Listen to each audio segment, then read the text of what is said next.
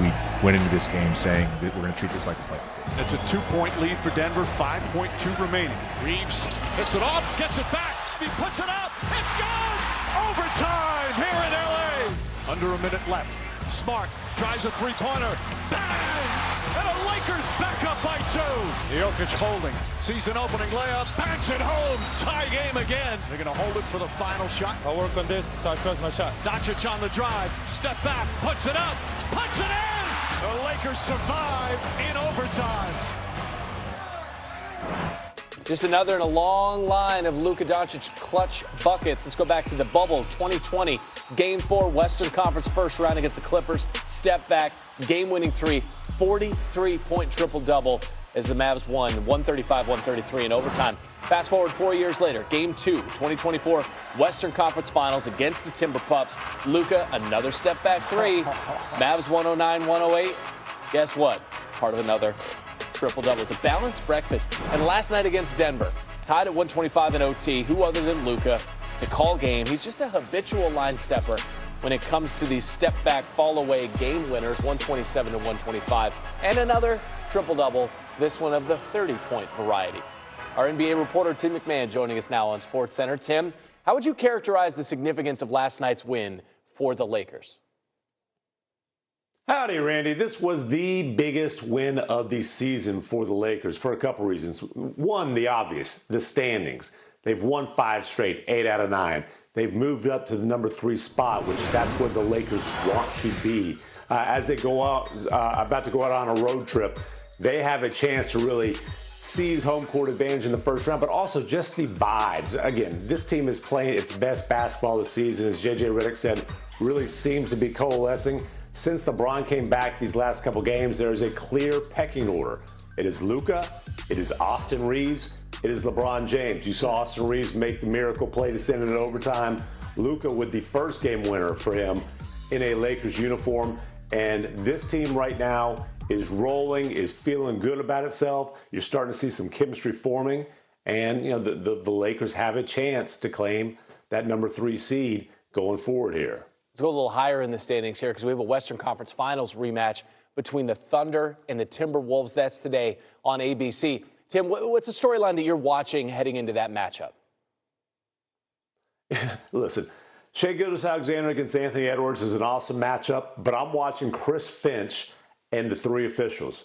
Chris Finch, the Timberwolves coach, was one of the first guys to really start this crusade about how the Thunder are officiated, complaining last year about, hey, they get away with all kinds of hacks on one end, and as he said, if you blow on Shai, he goes to the line on the other end. And then they meet in December, and you saw Chris Finch go ballistic. It felt very calculated to get ejected in the first quarter to send a message. And I can tell you, the Oklahoma City Thunder felt like after that game, they were called a little bit different. They were officiated a little bit differently. So we'll see, you know, how the whistle goes in this game. That's something you hear a lot of opponents complaining about, usually after losing to Oklahoma City.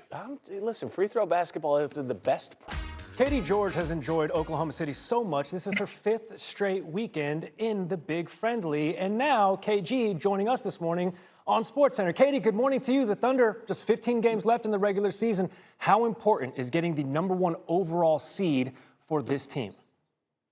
Well, Gary, good morning. Great to be with you. You know, I was talking to 2-time NBA champion Alex Caruso, and he put it to me like this. He said, last season we played 2 Game 7s here at home. They beat Denver in the second round in Game 7, and then, of course, they went on to beat the Pacers in Game 7 of the finals. And Caruso said, if we had to play those 2 games on the road, who knows what could have happened? And then Mark Daigneault, he told us as well, in the playoffs across every team, the home team wins 66% of the time. And in the finals, that number is around 65. So home court advantage is extremely important. Now, Daigneault said he's more concerned about getting and staying healthy once the playoffs start. So he doesn't address the number 1 overall seed with the team. He didn't a year ago. He says he's more of a let the chips fall where they may kind of guy. But right now, Gary, the chips are falling in a good spot. Correct. The numbers don't lie to the Thunder. They have the best record in the NBA, and they have the best home record in the NBA, 28-6. You mentioned last year's title run. Jalen Williams was a massive part of that. However, he's been sidelined since February 11th with a hamstring strain. What are the Thunder saying about his recovery timeline? We mentioned how many times I've been here over the last few weeks. We continue to hear that J-Dub is progressing, that he's doing on-court work, but there's still no definitive timetable or date for him to return. And I have to say, any other team missing one of their stars, that would be a concern, but that's just not the case when it comes to Oklahoma City. For the past 2 years, this team has provided and proved that it can adapt to whoever is available on a nightly basis. I mean, Shea has been fantastic. We've seen that. I mean, just this week alone has been unbelievable. AJ Mitchell did not miss a beat when he returned on Monday night earlier this week. Kaysen Wallace is another guy that's developed into a starting guard in the NBA, and just the list goes on and on. I feel like the depth that OKC that they've created and developed should be studied by other teams, because Sam Presti, Mark Daigneault have done a phenomenal job. I don't think there's any reason to rush J-Dub's return because, quite frankly, right now they're proving they don't need him. But as you know, once you get into the playoffs, matchups are dependent, and certainly having a star like J-Dub will be necessary, and certainly he will help OKC. 15 games left in the regular season, so still a little bit of time to get rested for that playoff run. Thunder, Timberwolves coming up 1 p.m. Eastern on ABC. Katie George going to be on the sidelines for that game. This is KG. This is our big ticket. Katie, thank you.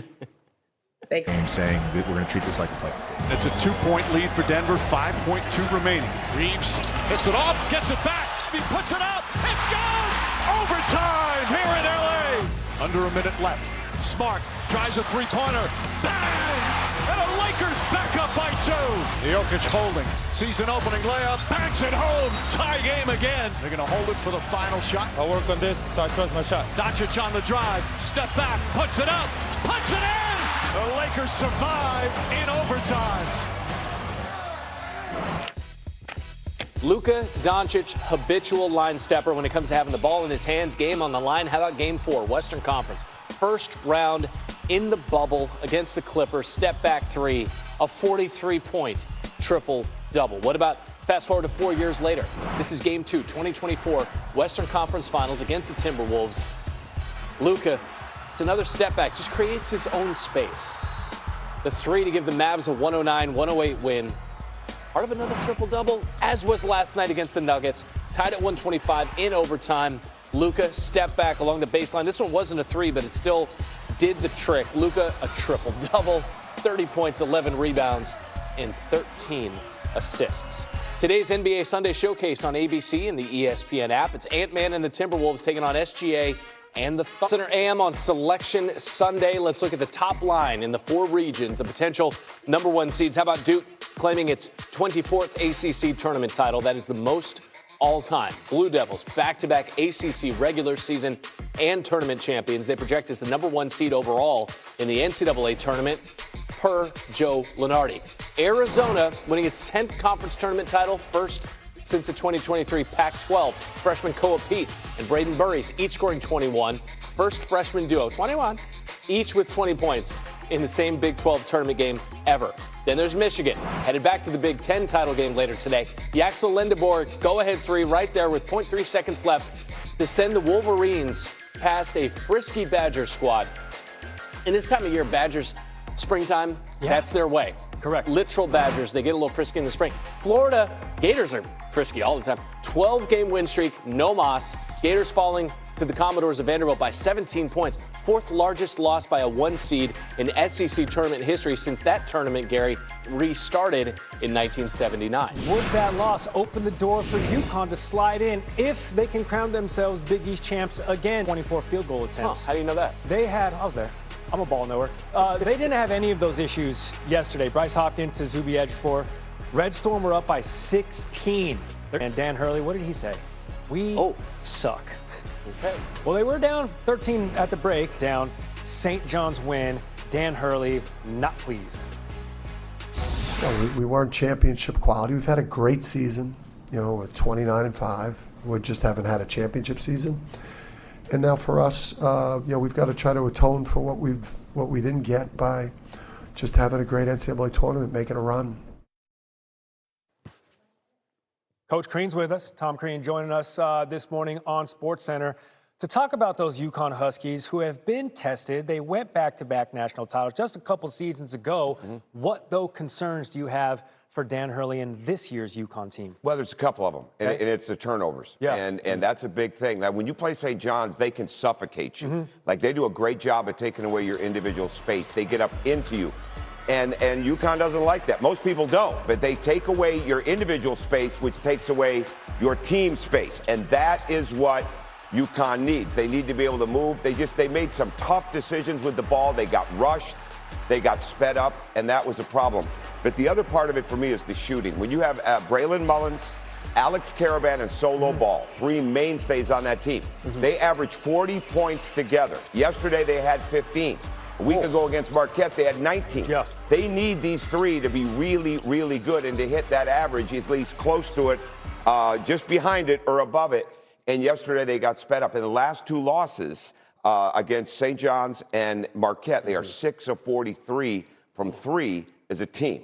Those are the things. That's when they're at their best, when they're getting great movement, things are happening. And they didn't get that yesterday. They didn't get that against Marquette. And they got to make sure they can keep creating that space for each other so that they can play and take care of the ball better. Over in the Big Ten, we get that final today. That's Purdue taking on Michigan. What do the Boilermakers have to do to have a chance to knock off Michigan? Well, if you're going to beat Michigan, you've got to do it one of two ways. You've got to attack them heavily inside, like go at their bodies.